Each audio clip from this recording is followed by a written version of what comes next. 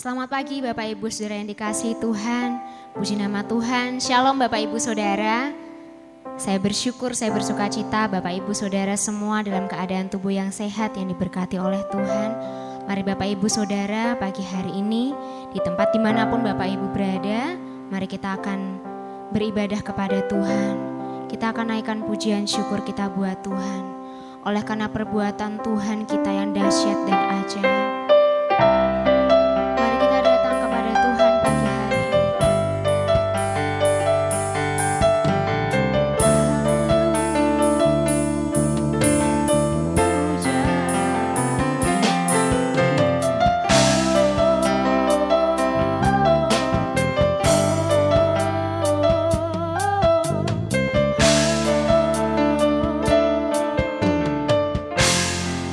Bapakku datang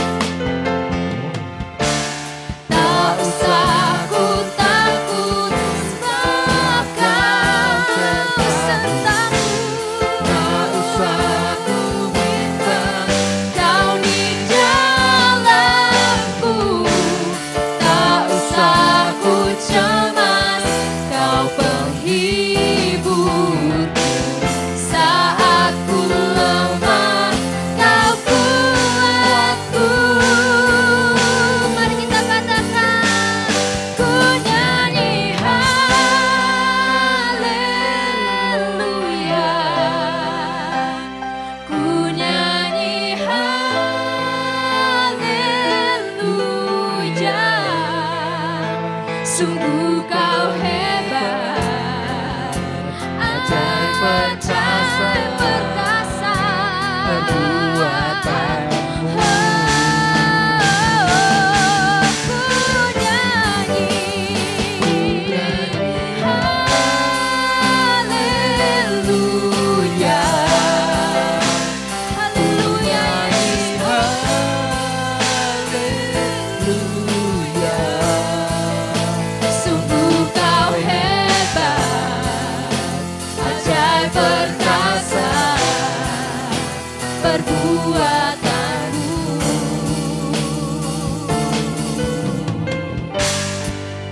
Hidupku,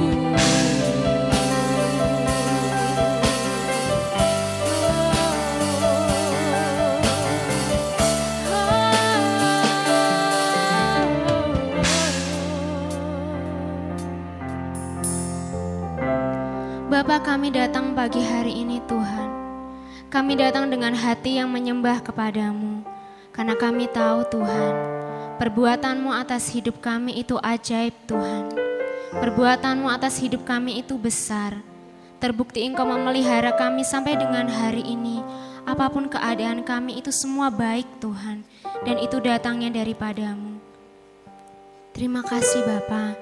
Dimanapun kami berada saat ini ya Tuhan, kami percaya itu tidak membatasi kuasa-Mu. Engkau hadir dan Engkau siap untuk memberkati kami.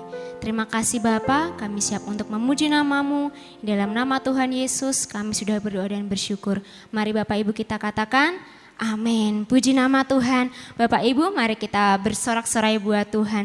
Kita katakan besarlah Tuhan dan layak dipuji. Amin.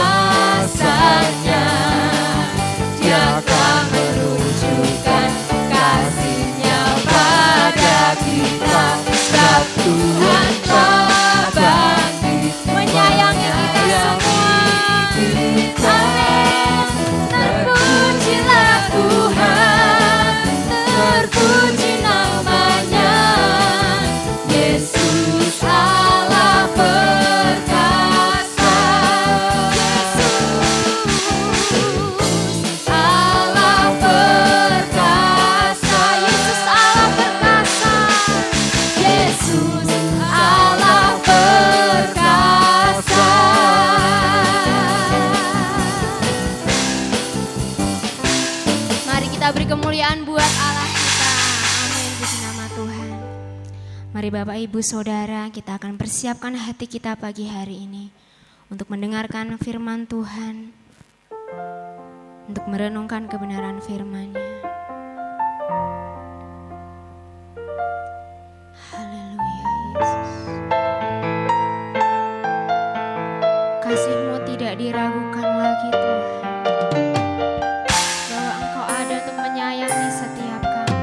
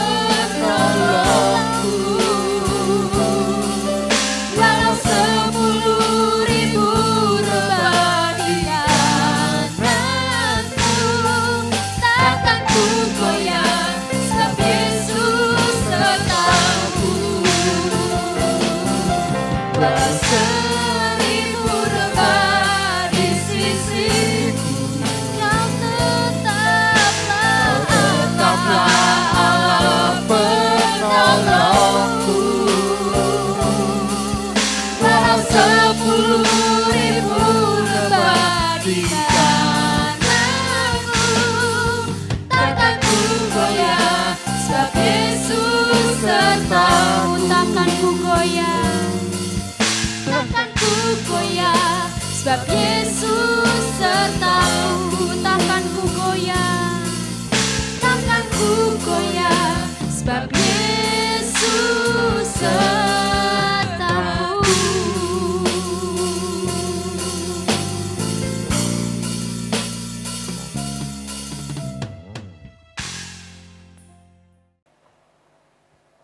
Baik, Bapak Ibu Saudara, mari kita berdoa untuk menyambut firman Tuhan.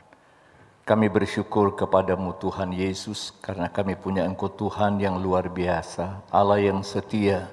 Tidak ada yang sama seperti Engkau yang peduli dan memperhatikan kehidupan kami, bahkan mengasihi kami.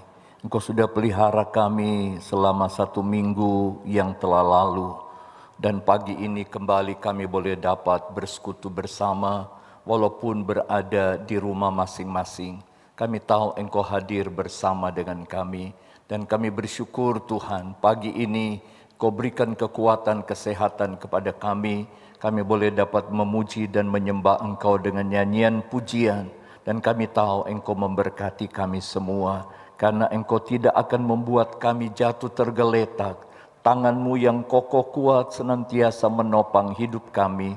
Tatkala kami diperhadapkan dengan berbagai macam masalah dan pergumulan. Karena kami percaya kepadamu.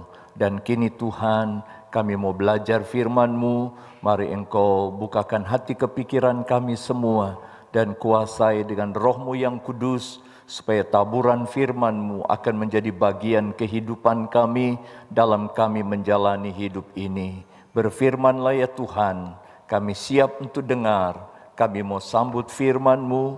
Di dalam nama Tuhan Yesus Kristus. Haleluya, kita katakan amin, amin. Shalom Bapak Ibu Saudara yang dikasihi Tuhan. Jumpa lagi di dalam ibadah kita pada pagi ini.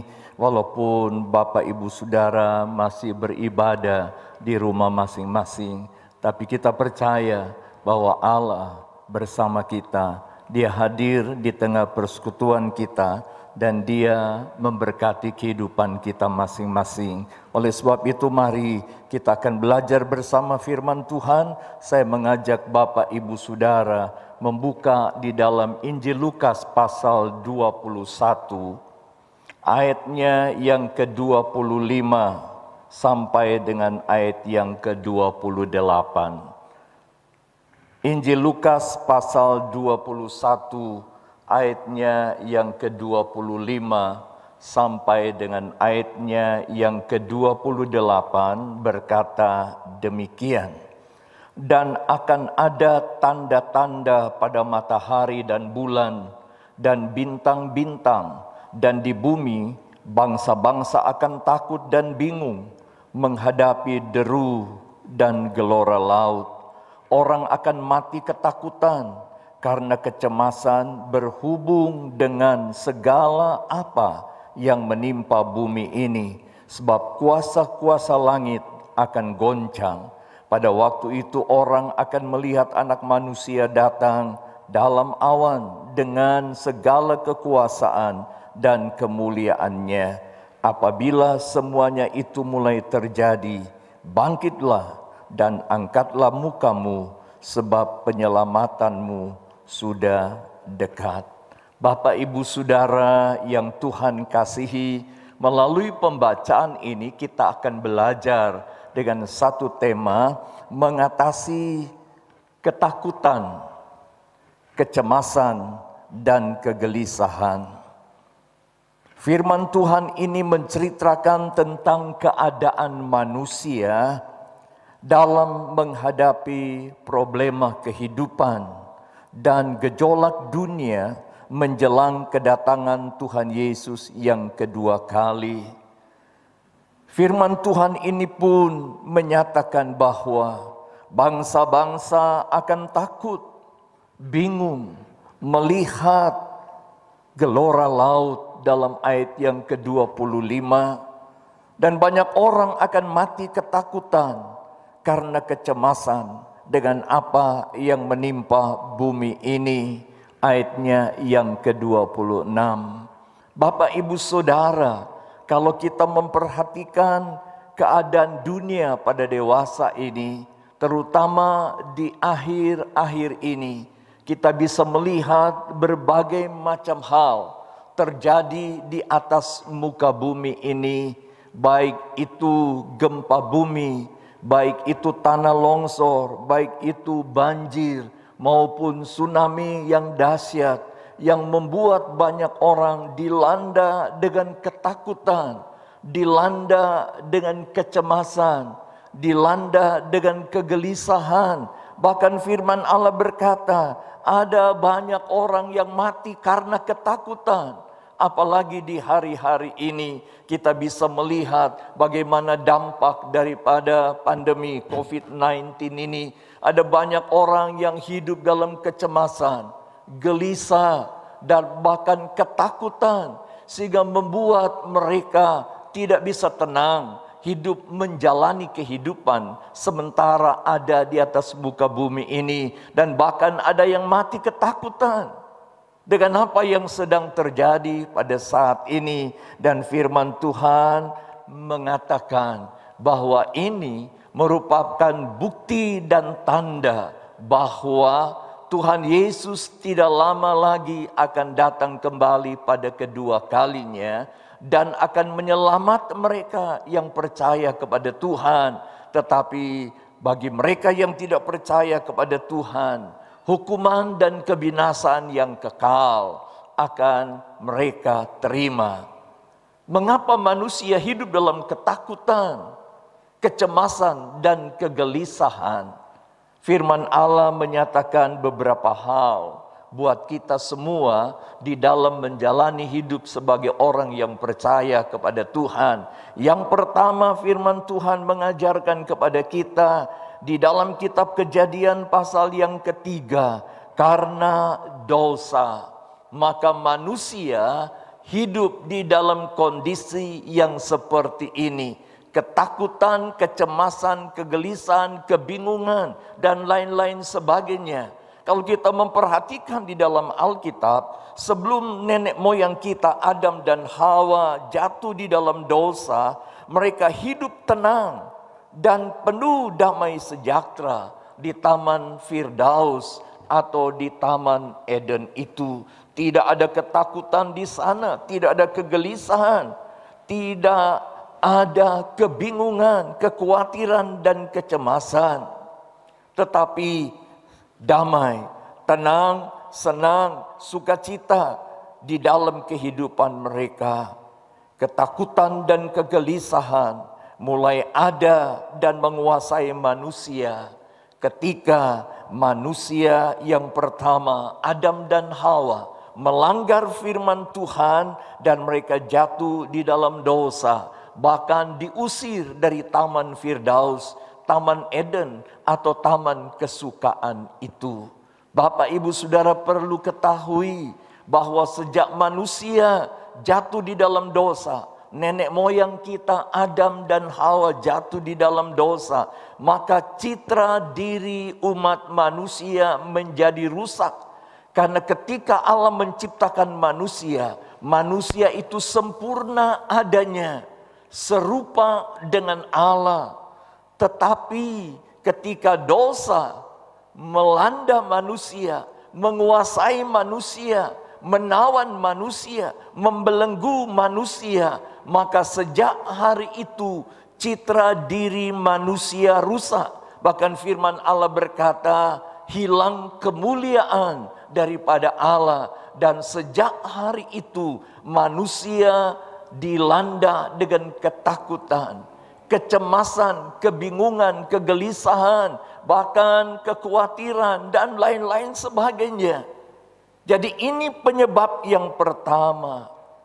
Kenapa manusia hidup dalam kegelisahan, di dalam ketakutan, di dalam kecemasan, di dalam kebingungan? Karena dosa. Dan citra diri manusia yang sempurna dan mulia rusak oleh karena dosa. Bahkan kehilangan kemuliaan Allah. Dan mari kita renungkan kehidupan kita sebagai orang percaya yang hidup di zaman sekarang ini, menjelang kedatangan Tuhan Yesus yang kedua kali. Adakah saudara termasuk di dalamnya sebagai orang-orang yang sedang dibelenggu dengan ketakutan, yang sedang dibelenggu dengan kecemasan, yang sedang dibelenggu dengan kegelisahan? Mari kita introspeksi diri kita. Adakah hal-hal yang masih membelenggu kehidupan kita? Dosa dan kejahatan yang mengakibatkan kita hidup dalam kondisi seperti itu. Mari kita renungkan akan hidup kita dan kita tentukan sikap yang benar di hadapan Allah supaya kita tidak dibelenggu oleh ketakutan, kecemasan, dan kegelisahan. Yang kedua, mengapa manusia hidup seperti itu? Firman Allah berkata, karena manusia kurang percaya dan tidak percaya akan kebenaran firman Allah, bahkan tidak mengenal Allah dengan benar. Ini yang menyebabkan manusia diperhamba, dibelenggu, ditawan oleh ketakutan dan hidup dalam kecemasan dan kegelisahan karena kurang percaya, kurang yakin terhadap firman Allah, kurang percaya, kurang yakin terhadap Allah yang dipuja dan disembah, bahkan tidak menyembah kepada Allah yang benar, tidak mengenal Allah dengan benar, walaupun dia berkata sebagai orang yang percaya kepada Tuhan. Bapak Ibu Saudara bisa melihat contoh di dalam Alkitab. Di dalam 1 Samuel 17 ayatnya yang ke-11. Di sana diceritakan bagaimana bangsa Israel dan Raja Saul takut dan cemas terhadap ancaman Goliat dan orang-orang Filistin. Karena mereka tidak mengenal Allah dengan benar. Di dalam Injil Lukas pasal 12 ayat 29 sampai 31 mengatakan orang-orang menjadi khawatir dan bingung karena tidak mengenal Allah yang benar. Bangsa-bangsa menjadi khawatir dan bingung, menjadi cemas karena tidak mengenal Allah dengan benar. Bagaimana dengan Bapak Ibu Saudara? Di dalam menghadapi situasi dunia pada saat ini, apakah kita hanya sekedar menjadi orang percaya, orang gereja, tetapi kita tidak mengenal Allah dengan benar? Ketahuilah bahwa roh-roh Goliat, roh-roh Filistin sedang merajalela, menekan, mengintimidasi orang-orang yang percaya kepada Tuhan dengan berbagai macam hal dan pergumulan kehidupan yang membuat orang-orang percaya jadi takut dan bingung, jadi gelisah dan cemas.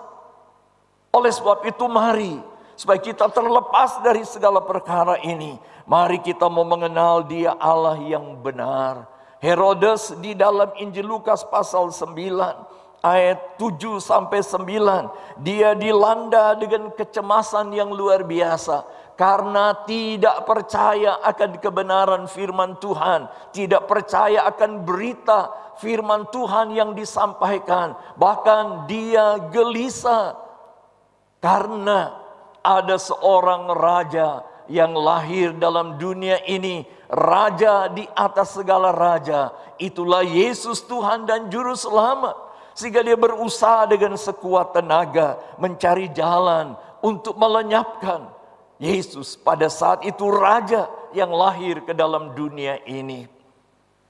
Kenapa? Karena tidak percaya akan kebenaran firman Tuhan, tidak percaya akan berita firman Tuhan. Adakah juga Bapak Ibu Saudara seperti Raja Herodes? Kita beribadah kepada Tuhan, tapi kita tidak percaya akan kebenaran firman Tuhan. Kita kurang yakin akan perkataan Tuhan, bahkan tidak mengenal dengan benar siapa Allah yang kita puja dan kita sembah. Bukankah Dia Allah yang maha kuasa? Dia Allah yang besar. Dia Allah pencipta langit dan bumi yang kita kenal dan kita percayai dalam Tuhan Yesus Kristus yang mengasihi saya dan saudara.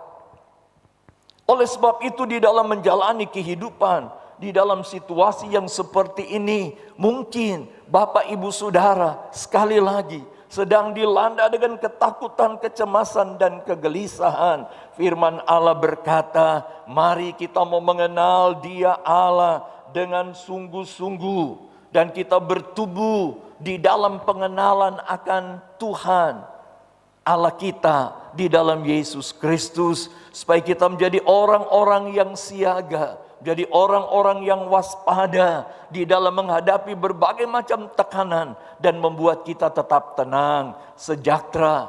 Tadi kita sudah menyanyikan pujian, walau 1000 rebah di sisiku dan 10.000 di sebelah kananku, kita tidak akan takut dan kita akan tetap percaya kepada Tuhan. Karena Dia yang akan menopang, Dia yang akan menolong di dalam kehidupan kita sebagai orang yang percaya kepada Tuhan. Oleh sebab itu, mari kita memperhatikan firman Tuhan. Kita hidup di zaman akhir, menjelang kedatangan Tuhan Yesus yang kedua kali. Firman Tuhan sedang digenapi dengan segala sesuatu yang terjadi dan menimpa bumi ini, terutama melalui COVID-19 ini.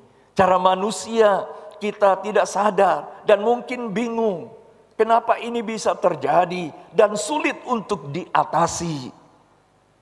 Dan ini merupakan penggenapan daripada firman Tuhan, bahwa menjelang kedatangan Tuhan Yesus yang kedua kali akan terjadi masa yang sulit dan sukar. Tapi sebagai orang yang percaya kepada Tuhan, supaya kita tidak hidup dalam ketakutan, kecemasan dan kegelisahan, mari kita mau kenal Dia Allah yang benar, dan kita mau beribadah hanya kepada Dia dengan hidup takut akan Tuhan.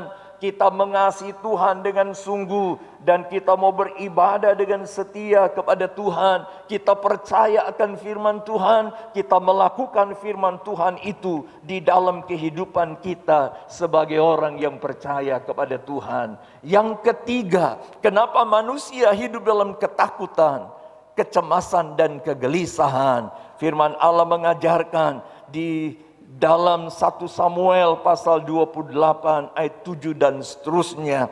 Karena manusia mencari sumber pertolongan yang salah.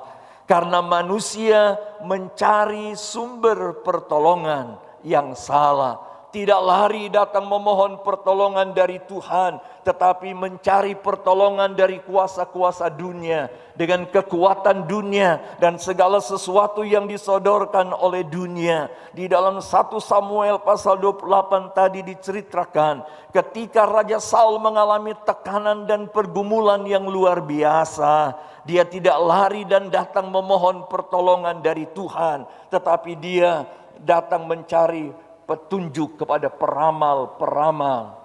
Banyak orang Kristen yang mengaku Kristen, mengaku percaya kepada Allah, tetapi menduakan Allah, masih percaya kepada tahyul-tahyul, masih percaya kepada kuasa-kuasa duniawi di luar Tuhan, bahkan kepada peramal-peramal yang menganggap diri mereka luar biasa. Tuhan tidak mau kita seperti itu. Ada satu cerita ya tentang seorang yang mengalami tekanan yang luar biasa. Dia stres, dia bingung, dia takut dan dia cemas tentang kehidupannya. Lalu dia datang ke seorang dokter, memeriksakan dirinya. Dan dokter setelah periksa, dia berkata, Bapak ini tidak sakit. Kalau Bapak mau bebas dari ketakutan, kecemasan, dan kegelisahan, nanti beberapa hari yang akan datang, ada pertunjukan pelawak terkenal di dunia. Dan Bapak bisa datang ke sana. Saya jamin Bapak bisa bebas dari kegelisahan, kecemasan, dan ketakutan. Ketika dokter mengatakan seperti itu, orang ini dia tertunduk lesu. Dokter berkata, kenapa Pak? Bukankah di sana ada hiburan yang luar biasa? Di sana ada seorang pelawak terkenal yang bisa menghibur mereka yang sedang gelisah, takut dan bingung. Dan akhirnya Bapak ini memberikan jawaban, dokter, sayalah pelawak yang terkenal itu. dan sekarang hidup dalam ketakutan, kegelisahan, dan kebingungan, bahkan kecemasan. Ini memberi arti bahwa sesuatu yang disodorkan oleh dunia tidak mampu untuk melenyapkan ketakutan, kecemasan, dan kegelisahan. Hiburan yang ada mungkin sementara bisa, tapi setelah itu kita pulang, kita kembali akan dibelenggu dengan ketakutan, kekhawatiran, kegelisahan, dan kecemasan. Oleh sebab itu, saya dan saudara sebagai orang yang percaya kepada Tuhan, mari tatkala kita menghadapi tekanan, kesulitan, kesukaran, penderitaan dalam dunia ini, atau kita sedang diperhadapkan dengan sesuatu yang begitu rumit dan sukar, jangan kita cari pertolongan kepada dunia ini, kepada kuasa-kuasa dunia, kepada pertolongan, sumber pertolongan yang salah yang disodorkan oleh dunia. Jangan kita pergi kepada peramal, bahkan dukun sekalipun, tapi mari kita mau datang lari di bawah kaki Tuhan, karena firman Allah berkata, apa yang kita takuti itu yang akan datang di dalam kehidupan kita kalau kita hidup di luar Tuhan, kalau kita mencari sumber pertolongan di luar dari Tuhan. Dan Tuhan mau saya dan saudara, kita mau belajar akan firman Tuhan. Kalau begitu, bagaimana caranya untuk kita dapat mengatasi ketakutan, kecemasan, kegelisahan di dalam hidup kita sebagai orang percaya? Firman Allah memberikan jawaban buat kita. Matius 11 ayat 28, datang kepada Yesus, maka Ia akan memberikan kelegaan kepada yang letih lesu, kepada Bapak Ibu Saudara. Karena Yesus yang mengajak, mari datang kepadaku hai kamu sekalian yang letih lesu, aku akan memberikan kelegaan kepadamu. Artinya dia akan mengubah, dia akan mengganti, dia akan memulihkan keadaan saudara yang tadinya hidup dalam ketakutan, hidup dalam kecemasan dan kegelisahan. Dia akan memberikan damai sejahtera dan sukacita di dalam kehidupanmu. Yang kedua, firman Allah mengajarkan kepada kita, mari kita mau datang dan berseru kepada Tuhan, berdoa kepada Tuhan. Dalam Mazmur nomor 107 ayat yang ke-6, 13 dan seterusnya dikatakan bahwa ketika orang-orang yang sedang cemas, diombang-ambingkan oleh berbagai macam masalah dan pergumulan, dan mereka datang dan berseru kepada Tuhan, maka lenyaplah kecemasan-kecemasan mereka, kata firman Tuhan, dan Tuhan menuntun ke tempat-tempat yang aman. Ini perlu kita perhatikan dalam kondisi yang seperti sekarang ini, sekali lagi, supaya kita tidak dibelenggu oleh ketakutan, oleh kecemasan dan kegelisahan. Yang ketiga, firman Tuhan berkata, mari kita mau jadikan Tuhan sebagai pengharapan di dalam kehidupan kita. Ibrani pasal 6 ayat yang ke-19, kenapa? Karena pengharapan adalah sau yang kuat bagi kehidupan kita sebagai tebusan darah Tuhan. Sekali lagi, pengharapan dalam Tuhan adalah sau yang kuat. Kalau kita memperhatikan kapal laut, pasti di kapal itu ada saunya atau yang kita kenal dengan jangkar.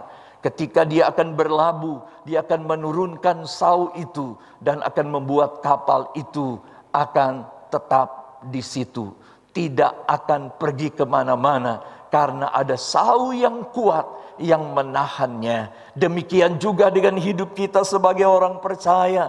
Ketika kita taruh pengharapan kita di dalam Tuhan, kita tidak akan diombang-ambingkan oleh gelombang dan taufan dunia, masalah dan pergumulan yang datang dalam hidup kita, tapi kita tetap tinggal tenang di dalam Tuhan menghadapi segala tantangan yang datang. Yang keempat dan yang terakhir, Mazmur 56 ayat yang ketiga dan 4 berkata, percaya kepada Allah.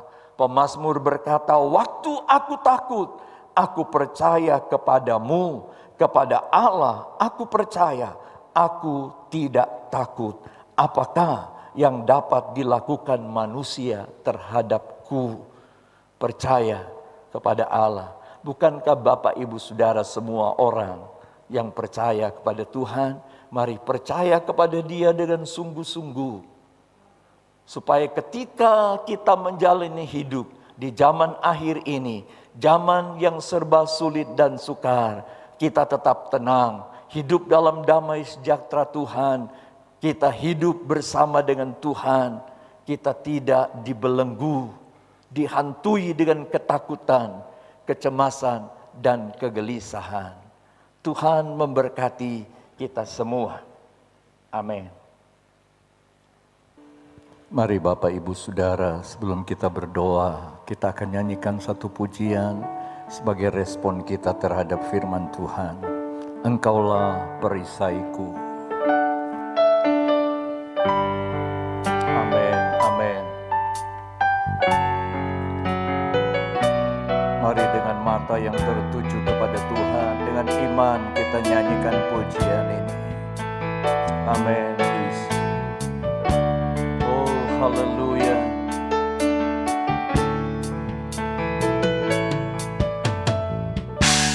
Engkaulah perisaiku saat badai hidup menerpaku. Katakan janjimu, amin, di dalamku.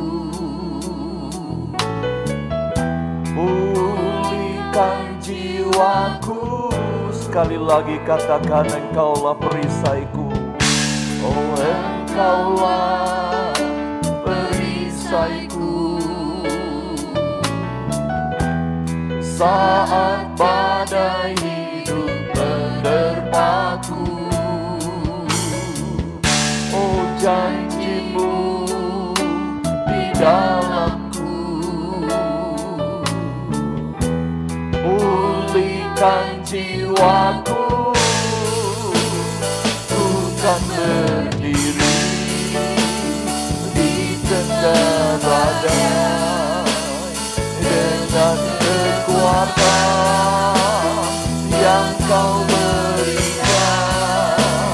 Sampai kapanpun ku kan bertahan, karena Yesus selalu menopang. Ku kan bertahan dalam tekanan dengan kekuatan yang Kau berikan.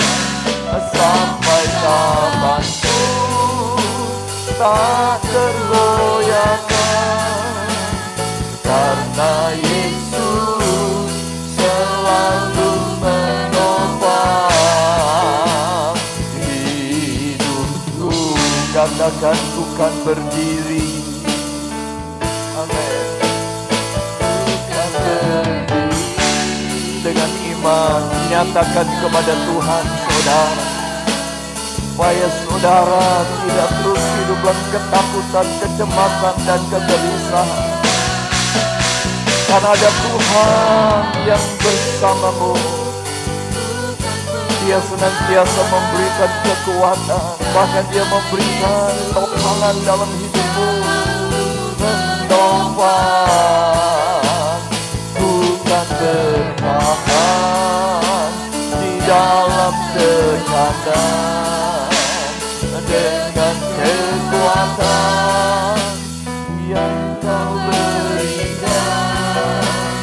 Sampai kapanpun tak tergoyahkan, karena Yesus selalu menopang. Karena Yesus selalu menopang. Karena Yesus selalu menopang.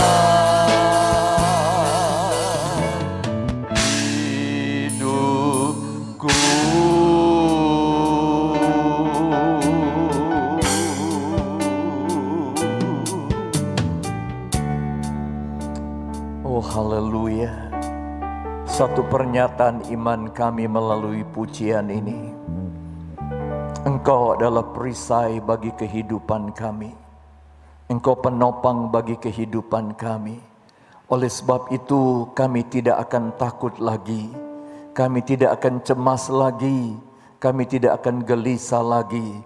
Ketika kami diperhadapkan dengan berbagai macam masalah dan pergumulan, bahkan tantangan zaman ini. Karena kami percaya kepadamu Tuhan, Allah yang Maha Kuasa, Allah yang besar, Allah yang mengasihi dan peduli dengan kehidupan kami. Terima kasih Bapa, sebab itu mampukan kami terus dengan kuasa-Mu, biar kami dimampukan menghadapi segala tantangan. Kami tetap percaya kepada firman-Mu dan kami tetap mengandalkan Engkau dalam hidup kami. Kami mau datang dan lari di bawah kaki-Mu, memohon pertolongan daripada-Mu, dan kami percaya kami akan melihat pertolongan dan kuasa-Mu nyata dalam hidup kami. Berkati seluruh jemaat-Mu, bahkan seberapa banyak telinga yang dijangkau oleh firman-Mu. Tuhan memberkati hidup mereka. Tuhan tolong mereka yang susah, Tuhan tolong mereka yang punya masalah, bahkan Tuhan jamah mereka yang sakit. Mereka mengalami kesembuhan dari Tuhan. Terima kasih Bapa, berkati semua yang sudah melayani pekerjaan-Mu pada pagi ini. Kau terus pakai bagi kemuliaan nama Tuhan.